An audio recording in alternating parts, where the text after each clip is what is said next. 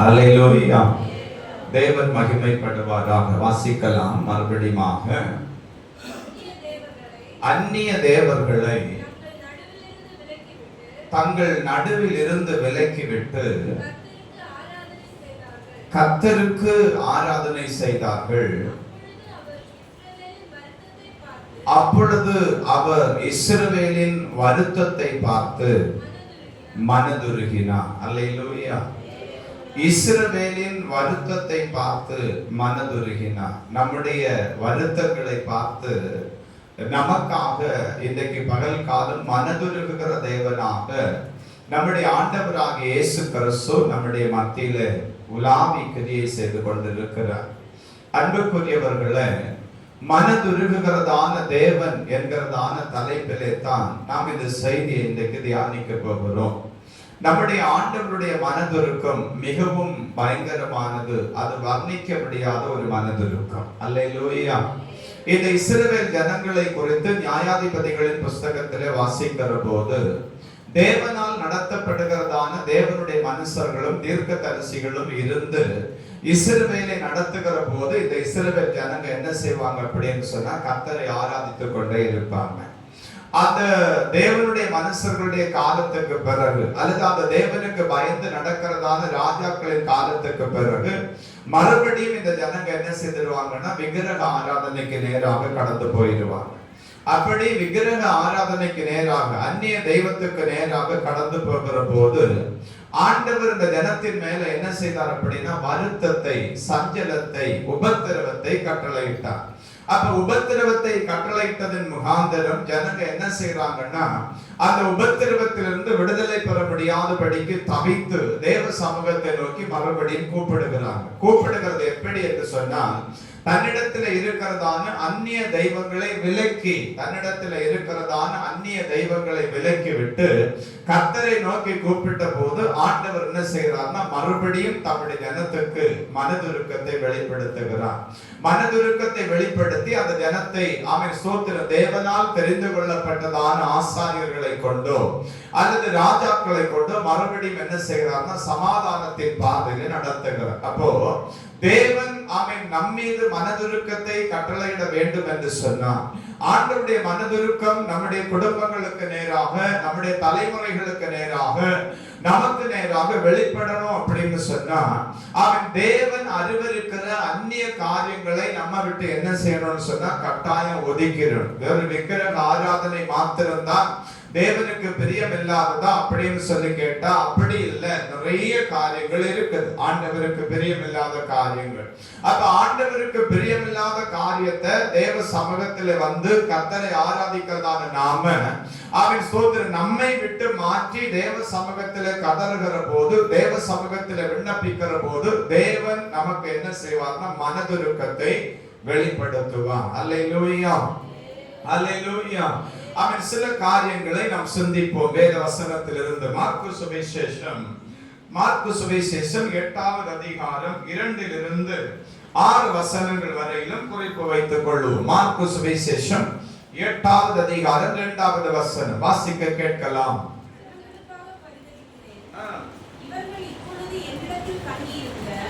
ஜனங்களுக்காக பரிதபிக்கிறேன், இவர்கள் இப்பொழுது என்னிடத்தில் தங்கி இருந்த 3 நாளாய் சாப்பிட ஒன்றுமில்லாமல் இருந்தார்கள். புதிய ஏற்பாடுல மார்க்கு சுவிசேஷம்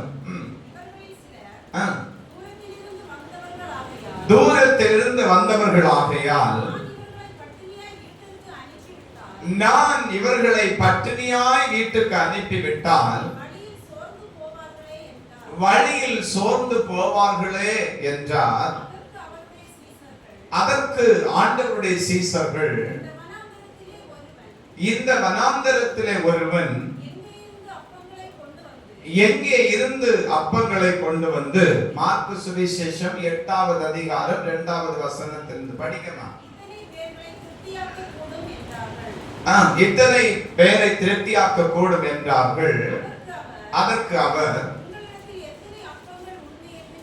உங்களிடத்திலே எத்தனை அப்பங்கள் உண்டு என்று கேட்டார். அவர்கள் 7 அப்பங்கள் உண்டு என்றார்கள். அப்பொழுது அவர் ஜனங்களை தரையிலே பந்தி இருக்க கட்டளையிட்டு அந்த 7 அப்பங்களையும் எடுத்து ஸ்தோத்திரம் பண்ணி பிட்டு அவர்களுக்கு பரிமாறும்படி சீசர்களிடத்தில் கொடுத்தார். அவர்கள் ஜனங்களுக்கு பரிமாறினார்கள். சில சிறு மீன்களும் அவர்களிடத்தில் இருந்தது. அவைகளையும் ஆசீர்வதித்து அவர்களுக்கு பரிமாறும்படி சொன்னார். அவர்கள் சாப்பிட்டு திருப்தி அடைந்தார்கள். மீதியான துணிக்கைகளை 7 கூடை நிறைய எடுத்துக் கொண்டார்கள். அல்லேலூயா, அல்லேலூயா. ஆண்டவராகிய இயேசு கிறிஸ்துவினுடைய மலை பிரசங்கத்தினுடைய முடிவை குறித்து நாம் இங்கே வாசிக்க முடியும். 3 நாட்களாக தொடர்ந்து தேவ சமூகத்திலே ஜனங்க என்ன செய்யறாங்கன்னா இருந்து கர்த்தருடைய வசனத்தை கேட்டுக் கொண்டிருக்கிறாங்க.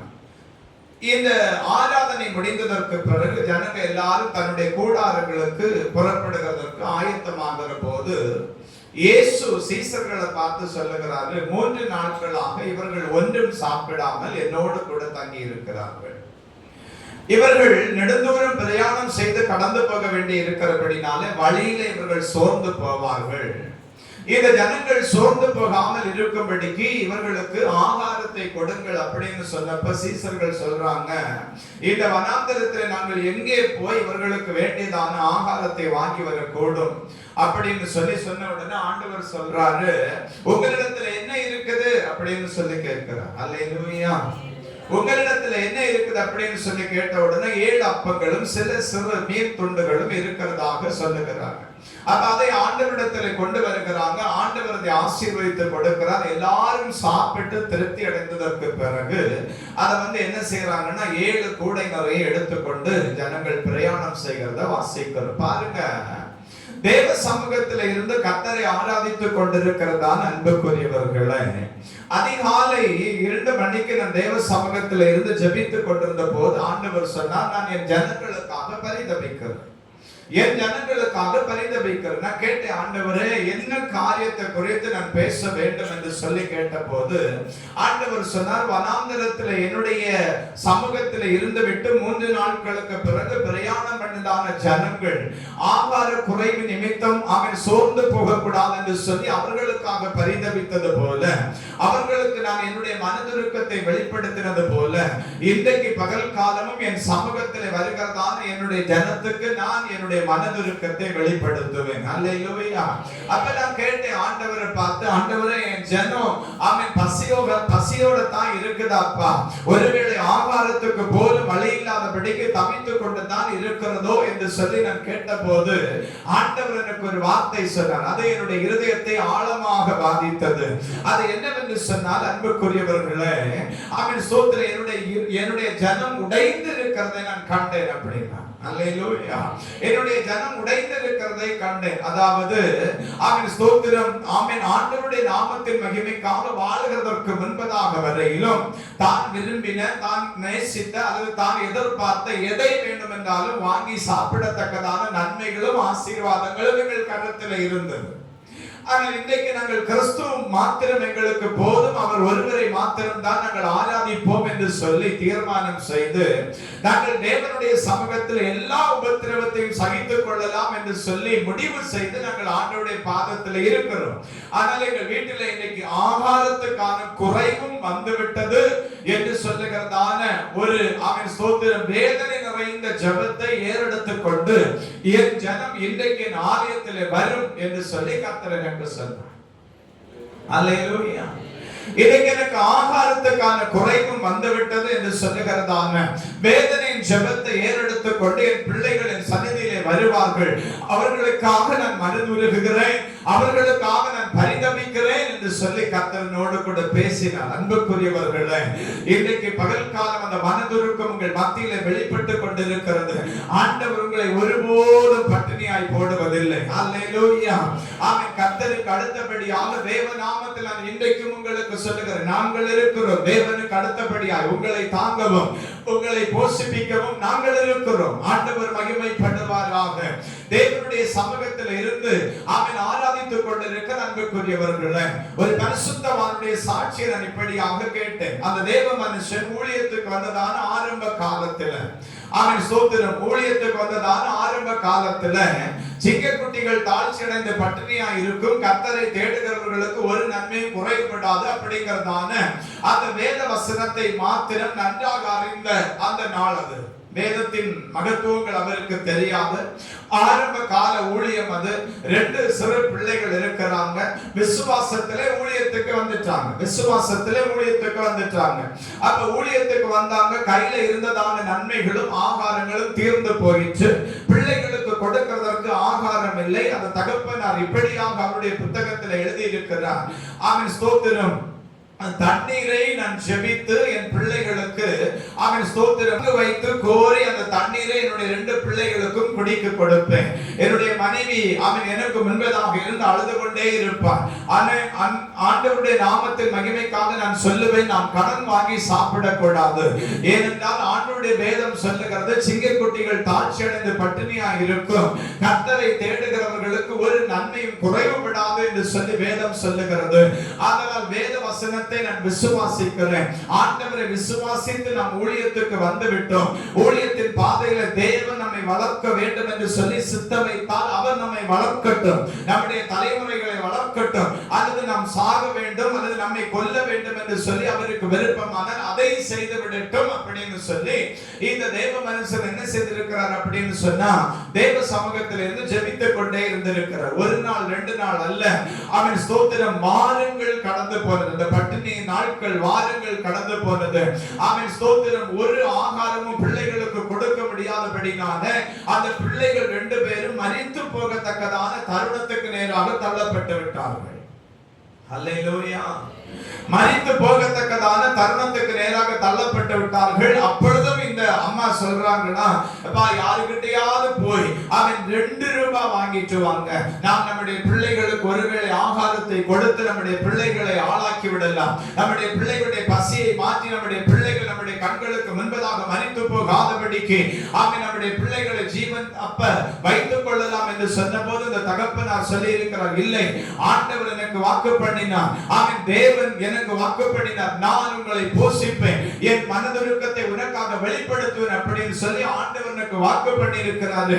இன்றைக்கு தேவன் ஒரு அற்புதத்தை நிச்சயமாய் செய்வார் என்கிறதான எதிர்பார்ப்போடு விசுவாசத்தோடு நான் ஆண்டவருடைய பாதத்தில் ஜெபித்துக் கொண்டே இருக்கிறேன். ஆண்டவர் நிச்சயம் நமக்கு நன்மை செய்வார் அப்படின்னு சொல்லி மறுபடியும் தண்ணியை ஜெபம் பண்ணி சங்கில எடுத்து என்ன செய்தாச்சுன்னா பிள்ளைங்களுக்கு கொடுத்தாச்சு.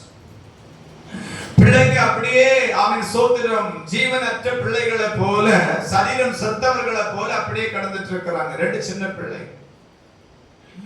இந்த அம்மா இருந்து அழுதுகிட்டே இருக்கிறாங்க. இந்த தகப்பனாரும் இந்த தாயாரும் சேர்ந்து கரம் கோர்த்து தேவ சமூகத்தில் ஒருமித்து ஜெபிக்கிறாங்க. அப்ப ஒருமித்து ஜெபித்துக் கொண்டிருந்த போது அந்த தேசத்துல என்ன செய்யப்பட்டிருக்குதுன்னா, ஒரு திருமண நிச்சயதார்த்தம் வந்து ஒழுங்கு செய்யப்பட்டிருக்கு.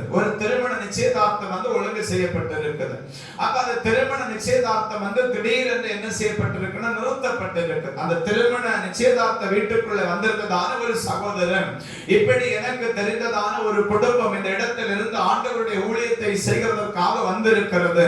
அவர்கள் இந்த வீட்டில் இருக்கிறார்கள், நாம் போய் அவர்களுக்கு இந்த ஆகாரத்தை கொடுக்கலாம் அப்படின்னு சொல்லி ஒரு பெரிய பாத்திரத்துல எல்லா விதமான ஆகாரங்களை வைத்து அந்த வீட்டுக்கு முன்னாடி கொண்டு வச்சிட்டு கதவை நல்லா தட்டி இருக்கிறாங்க. கதவை நல்லா தட்டிட்டு அப்படியே என்ன செய்தாங்கன்னா வந்துட்டாங்க. இந்த தகப்பனார் கதவு தட்டப்படுகிறதான சத்தம் கேட்குது அப்படின்னு சொல்லி ஓடோடி வந்து கதவை திறந்து பார்க்கறது கொண்டாடி ராத்திரி காலமா இருந்தபடினால அந்த சகோதரங்களை பார்க்க முடியல. இருள் அவன் இருந்தபடினால சகோதரங்களை பார்க்க முடியல. ஆனா வீட்டண்டையில என்ன இருக்குது அப்படின்னா ஒரு பெரிய சாப்பாட்டு பாத்திரம் இருக்குது. அப்படியே அதை எடுத்து வீட்டுக்குள்ளே கொண்டு போய் திறந்து பார்த்த போது எல்லா விதமான ஆகாரங்களும் எல்லா விதமான பதார்த்தங்களும் நிறைந்ததான ஒரு அவன் பாத்திரம் என்ன செய்தனா வந்து இருக்குது. அப்போ இந்த அம்மா சொல்றாங்களா, தூதன் ஒருவேளை நமக்கு இந்த ஆகாரத்தை கொண்டு வந்திருக்கலாம் அப்படின்னு சொல்லிட்டு உடனே இந்த ஐயா என்ன செய்திருக்கிறார் தெரியுமா? வெளியே வந்து தூதன் கொண்டு வந்திருந்தால் எனக்கு தேவனுடைய தூதனை பார்க்க வேண்டும், நான் அவன் சோத்திரம் சற்று இரு நான் போய் பார்த்து வருகிறேன் அப்படின்னு சொல்லி வெளியே வந்து பார்த்தா எந்த தூதனை என்ன செய்யலன்னா காணல. எந்த தூதனை காணல. பிள்ளைகளை எழுப்பினாங்க. பிள்ளைகளுக்கும் ராத்திரி காலத்துல அந்த ஆகாரத்தை கொடுத்து அவன் சோதனை இவர்களும் 2 பேரும் கூட சாப்பிட்டு ஜெபம் பண்ணி கொண்டு அப்படியே படுத்து விட்டாங்க. காலையில இந்த பாத்திரத்தை கொண்டு வச்ச இந்த சாப்பாட்டு பாத்திரத்தை கொண்டு வச்சதான மனுஷன் சைக்கிள்ல வந்து நிக்கிறானாமா. ஐயா, நான் நேற்றைக்கு இரவு உங்கள் வீட்டின் முன்னாலே ஒரு பாத்திரம் நிறைய சாதம் கொண்டு வைத்திருந்தேன், நீங்கள் சாப்பிட வேண்டும் என்று சொல்லி நான் உங்கள் கதவை தட்டின போது நீங்கள் திறக்கவில்லை, நாங்கள் வைத்துக் கொண்டு போய்விட்டோம், பாத்திரத்தை தாருங்க அப்படின்னு சொல்லி. அல்லேலூயா. அந்த அம்மா எல்லா பாத்திரங்களையும் அதுக்குள்ளாடி சுத்தம் பண்ணி ஆயத்தமாக வைத்துக் கொண்டு தேவனுடைய நாமத்தின் மகிமைக்காக என்ன செய்தாங்கன்னா காலையில அந்த சகோதரர்களை கூப்பிட்டு அவர்களுக்காகவும் ஜெபித்து பாத்திரத்தை கொடுத்து அனுப்பிட்டாங்க. அந்த தேவ மனுஷன் எழுதுகிறாரு, அன்றையிலிருந்து இன்றளவும் எங்கள் பிள்ளைகளோ நாங்களோ இதுவரையிலும் பட்டினியா இருந்ததில்லை. அல்லேலூயா. இதுவரையிலும் பட்டினியா இருந்ததில்லை. இன்றைக்கு ஆண்டவருடைய சமூகத்தில் வந்திருக்கிறீர்கள், கலங்கின உள்ளத்தோடு நீங்கள் வந்திருக்கிறீர்கள். உங்களுடைய விண்ணப்பத்தின் சத்தம் தேவனுடைய செவிகளில் இன்றைக்கு பகல் காலம் போய் ஏறிச்சு என்று பரிசுத்த ஆவியானவர் தம்முடைய வார்த்தை உங்களுக்கு தெரியப்படுத்துகிறார். நீங்கள் ஒருவேளை சொல்லலாம், நான் ஜெபிக்கிறதான விண்ணப்பங்களின் ஆண்டவருடைய காதிலே போய் எட்டவில்லையோ என்று சொல்லுகிற வார்த்தை உங்களுக்கு இருக்கலாம். இன்றைக்கு தேவனுடைய ஆவியானவர் உங்களோடு கூட பேசிக் கொண்டிருக்கிறார். எனக்கு அருமையானவர்களை, சிங்கக்குட்டிகள் தாழ்ச்சியடைந்து பட்டினியா இருக்கும் கர்த்தரை தேடுகிறவர்களுக்கு அல்லது தேவனுடைய சமூகத்தில் வந்திருந்த கர்த்தரை ஆராதிக்கிற உங்களுக்கு ஒரு நன்மையும் குறைபடாது. உங்களுடைய பசியை அறிந்திருக்கிறதான ஒரு கர்த்தர் உங்களுக்கு உண்டு. அவர் உங்களுடைய ஆமென் ஸ்தோத்திரம் வியாகுலத்தை நன்றாக அறிகிறார். அவர் உங்களுடைய வியாகுலத்தை நன்றாக அறிகிறார். அவர் உங்களுடைய வருத்தத்தை நன்றாக அறிகிறார். அவர் உங்களுடைய சஞ்சலத்தை நன்றாக அறிகிறார். இன்றைக்கு பகல் காலமே 5 அப்பத்தையும் 2 மீனையும் ஆசீர்வதித்து 5000 பேருக்கு அதிகமானவருக்கு கொடுத்ததான தெய்வம் இன்றைக்கு பகல் காலம் உங்களை அவர் ஆசீர்வதிக்கிறார். கலங்கிடாதிருங்கள். ஹalleluya. நீங்கள் கலங்கிடாதிருங்கள் அன்புக்குரியவர்களே. ஐயோ, என்னுடைய வீட்டிலே ஆகார பஞ்சம் வந்து விட்டது, என்னுடைய வீட்டிலே ஆகார குறைவு வந்து விட்டது, என்னுடைய வீட்டிலே பொருளாதார குறைவு வந்து விட்டது, நீங்கள் கலங்கிடாதிருங்கள். உங்கள் வீட்டிலே என்ன இருக்கிறதோ அதை கொண்டு கர்த்தர் உங்களை ஆசீர்வதிக்க போதுமானவர். ஹalleluya. ஆமென். சோதர ஆண்டவர் பார்த்து வாதம் எங்க வீட்ல என்னத்தை இருக்குது சாமி அப்படின்னு கேட்றாங்க. என்ன இருக்குதோ அதை கொண்டு தான் கர்த்தர் உங்களை ஆசீர்வதிப்பார். ஆமென். சோதர ஒரு தாயார் வந்து சொல்லிச்சு, ஒரு குடம் எண்ணெயை இல்லாமல் வேறொன்றும் இல்லை என்று சொல்லி அந்த ஒரு குடம் எண்ணெயை கர்த்தர் ஆசீர்வதித்தார். ஆமென். சோதர அநேக வெறும் பாத்திரங்கள் அதன் முகாந்திரம் நிரம்பினது. அந்த தாயானவள் விற்று கடன் தீர்த்தாள், மீதமானதை தனக்காக வைத்துக் கொண்டாள் என்று சொல்லி வேதத்தில் நம்ம வாசிக்கிறோம். ஆதலால் அன்பான தேவ பிள்ளையே, இன்றைக்கு பகல் காலம் ஆண்டவருடைய சன்னிதானத்தில் இருந்து கர்த்தரை ஆமென் மகிமைப்படுத்திக் கொண்டிருக்கிறதான அன்புக்குரியவர்கள், ஆமென் ஸ்தோத்திரம், தேவனுடைய திருநாமம் மகிமைப்படும்படிக்கு நான் உங்களுக்கு சொல்லுகிறேன். ஆண்டவர் உங்கள் மேலே பரிதாபம் கொள்ளுகிறார். அல்லேலூயா. உங்களுக்காக தேவன் தம்முடைய மனதுருக்கத்தை வெளிப்படுத்துகிறார். நீங்கள் அவருடைய சன்னிதானத்தில் வந்திருக்கிறீர்கள். நீங்கள் அவருடைய சமூகத்தில் இருந்து கர்த்தரை ஆராதித்துக் கொண்டிருக்கிறீர்கள். நீங்கள் ஆண்டவரே எங்களுக்கு இரக்கம் செய்யும் என்று சொல்லி கூப்பிட்டுக் கொண்டிருக்கிறீர்கள். அதிகாலையில் உங்கள் கண்களில் இருந்து கண்ணீர் துளிகள் உங்கள் தலையணை நினைத்ததை கர்த்தர் கண்டார். நீங்கள் உங்கள் உள்ள அறைகளுக்குள்ளே இருந்து இருதயம் வெடித்து போகிறது போல வேதனை கொண்டு தேவ சமூகத்திலே கண்ணீர் விட்டு அழுதேன். ஆமென். அழுகையின் சத்தம் தேவ சமூகத்திலே எட்டினது. ஆதலால் தான் ஆண்டவர் உங்களோடு கூட பேசிக் கொண்டிருக்கிறார். கலங்காதிருங்கள் அன்புக்குரியவர்களே, கலங்காதிருங்கள், வேதனைப்படாதிருங்கள். உங்கள் துக்கங்களுக்கு முடிவு வருகிறது. உங்கள் துக்கங்களுக்கு முடிவு வருகிறது. உங்கள் துக்கத்துக்கு முடிவு வருகிறது. சீயோன் குமாரத்தியை நீ கம்பீரித்து பாடத்தக்கதாக ஆவியானவர் இன்றைக்கு பகல் காலம் தமது மனதிருக்கத்தை உங்கள் மேலே கட்டளையிட்டுக் கொண்டிருக்கிறார்.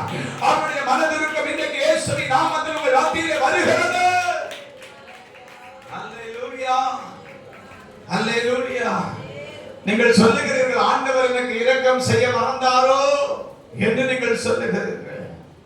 அவர் சஞ்சலப்படுத்தினாலும் தமது மிகுந்த கிருபையின் படியே இறங்குகிற தெய்வமாயிற்று, எனக்கு அவர் இரக்கம் செய்ய மறந்து போனாரோ என்று சொல்லி நீங்கள் அழுகிறீர்கள். ஆமென். சோதர சகோதரர்களுக்கு நான் சொல்லுவேன், தேவ பிள்ளையே, நீ ஆண்டவருடைய சமூகத்தில் அழுது கண்ணீர் சிந்தி முழங்கால் படியிட்டு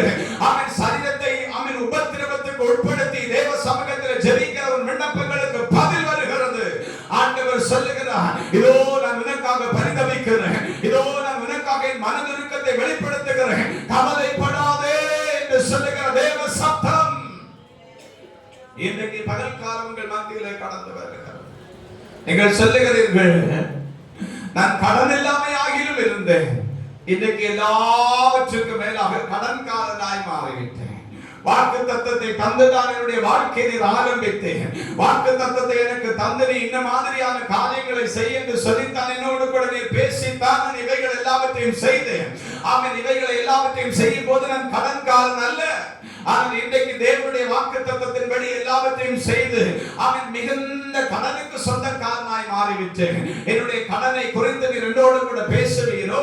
என்னுடைய கடன் பாரம் மாறி போகத்தக்கதாக எனக்கு ஒரு வார்த்தை வருமோ? என்றைக்கு என்னுடைய துக்கம் தீரும் என்று சொல்லுகிறதான ஒரு வார்த்தை. நான் சுழலிலே பிழைக்கப்பட்டதான பேதுருவை போல பிழைக்கப்பட்ட மனுஷனாய் இருந்து கொண்டிருக்கிறேன். ஆமென். அளத்தக்கதான பலனும் என் சரீரத்திலே குறைந்து போயிற்று என்று சொல்லுகிற கர்த்தருடைய பிள்ளையே, ஆமென். நீ கடன்பட்டது ஆண்டவருக்கு தெரியும். நீ உபத்திரவத்தை அனுபவித்துக் கொண்டிருக்கிறதை ஆண்டவருடைய கண்கள் கண்டது. அவருடைய நாமத்தின் மகிமைக்காக அவருடைய வார்த்தை நிமித்த நீ உபத்திரவப்படுகிறாய் என்று சொன்னார். இந்த உபத்திரவம் உனக்கு ஆசீர்வாதத்தை கொண்டு வரும். இந்த உபத்திரவம் உனக்கு சந்தோஷத்தை கொண்டு வரும். இந்த உபத்திரவம் உனக்கு சமாதானத்தை கொண்டு வரும். இந்த உபத்திரவம் உனக்கு இரட்டிப்பான பலனை நிச்சயமாய் கொண்டு வரும். கர்த்தருடைய பிள்ளையே, இந்த உபத்திரவம் உனக்கு இரட்டிப்பான நன்மையை நிச்சயமாய் கொண்டு வரும். நீ கவலைப்படாதே, கவலைப்படாதே. ஹல்லேலூயா, ஹல்லேலூயா, ஹல்லேலூயா. நீங்கள் ஆண்டவரை பார்த்து சொல்லுகிறீர்கள், 3 நாள் தான் அப்பா உங்க கூட இருந்தாங்க. நாங்க வாழ்நாள் முழுவதும் ரட்சிக்கப்பட்ட ஆரம்ப காலம் முதற்கொண்டு இன்றளவும் உங்க கூட தானே இருக்கிறோம். ஆமென். எங்களுடைய வேதனை தீராதோ, எங்களுடைய துக்கம் தீராதோ, எங்களுடைய பாடுக்கு முடிவு உண்டாகாதோ என்று சொல்லி கேட்கிறீங்க அல்லவா? ஆமென். மரித்து 4 நாட்களானதான லாசரு உயிரோடு எழுப்பினது போல மறைக்கப்பட்டு கிடக்கிற கல்லறையின் அடிகளுக்குள்ளே மறைந்து கிடக்கிற ஆசீர்வாதங்களை ஆமென் தேவன் தோண்டி உங்களுக்கு தருகிற காலம் இந்த காலம் என்பதற்குரியவர்களே, ஆண்டவர் உங்களை கைவிட மாட்டார். அவர் தம்முடைய மனதுருக்கத்தை உங்கள் மத்தியில் வெளிப்படுத்துகிறார். தேவனுடைய கனவிலே உங்களுக்கு செய்கிறது இன்றைக்கு பகல் காலம். அந்த கனவு உங்கள் மேல பிரத்யட்சமாய் வருகிறது. அந்த கனவு உங்கள் மேல பிரத்யட்சமாய் வந்து அமர்கிறது. அந்த கனவு உங்கள் மேல பிரத்யட்சமாய் வந்து உங்களை ஆசீர்வதிக்கிறது. அது மனுஷ கரம் அல்ல. ஆமென். அது மனுஷ கரம் அல்ல. அக்கினி ஜுவாலை போன்ற கண்களை உடைய நம்முடைய ஆண்டவராக இயேசு கிறிஸ்துவினுடைய கரம். ஆமென். சகலத்தை தம்முடைய வல்லமை உள்ள வசனத்தினாலே தாங்கி நிற்கிற தேவ கரம் இன்றைக்கு பகல் காலங்களை ஆசீர்வதிக்க வந்திருக்கிறது. நீங்கள் கவலைப்படாதிருங்கள். என்னுடைய நன்மைகள் எல்லாம் மண்ணிலே புதைக்கப்பட்டதான ஒரு வஸ்துவை போல ஒரு மனுஷ கண்களாலும் பார்க்க முடியாதபடிக்கு மறைக்கப்பட்டதாக இருக்கிறது என்று சொல்லுகிறீர்கள் அல்லவா? மறைக்கப்பட்டதான உங்கள் நன்மைகள் உங்களை தேடி வரும் அன்புக்குரியவர்களே. உங்கள் கரத்திலே ஆண்டவர் அதை எடுத்து தருவார். யோபு இழந்து போனது போல எல்லாவற்றையும் இழந்து நீங்கள் நிற்கிறீர்களா? இன்றைக்கு தேவனுடைய மனதிருக்கம் உங்களுக்காக வெளிப்படுகிறது. ஆண்டவர் உங்களை கைவிட மாட்டார். ஹல்லேலூயா. ஆண்டவர் உங்களை கைவிட மாட்டார். நான் உங்களுக்காக தேவ சமூகத்தில் எழுந்திருக்கிறேன். உங்களுக்காக அதிகாலை பொழுதிலே ஆண்டவருடைய சமூகத்தில் அங்கலாய்த்திருக்கிற ஆண்டவரே, ஜனங்கள் வேதனை கொண்டு வருவார்கள், என் ஜனங்கள் துக்கத்தோடு வருவார்கள், நொறுக்கப்பட்டவர்களாக வருவார்கள், கைவிடப்பட்டதான ஒரு நிலைமை அல்லவோ ஜனம் நின்று கொண்டிருக்கிறது என்று சொல்லி நான் உங்களுக்காக அழுதிருக்கிறேன். உங்களுக்காக தேவன் பரிதவித்து நிற்கிறார். உங்களை ஆசீர்வதிக்க வேண்டும் என்கிறதான வாஞ்சை. ஹல்லேலூயா. உங்கள் பிதாக்களுக்கு இருக்கிறதோ இல்லையோ, உங்களை அறிந்ததான நபர்களுக்கு இருக்கிறதோ அல்லவோ, நீங்கள் ஆராதிக்கிற தேவனுக்கு இருக்கிறது. என் பிள்ளைகள் ஆசீர்வதிக்கப்பட வேண்டும் என்கிறதான வாஞ்சையும் தாகமும் அவருக்கு இருக்கிறது. அல்லேலூயா. அவர் உங்களை மறக்க மாட்டார். அவர் உங்களை கைவிடவும் மாட்டார். முழங்கால் போடுவோமே, நாம் ஜெபித்து நிறைவு செய்வோம்.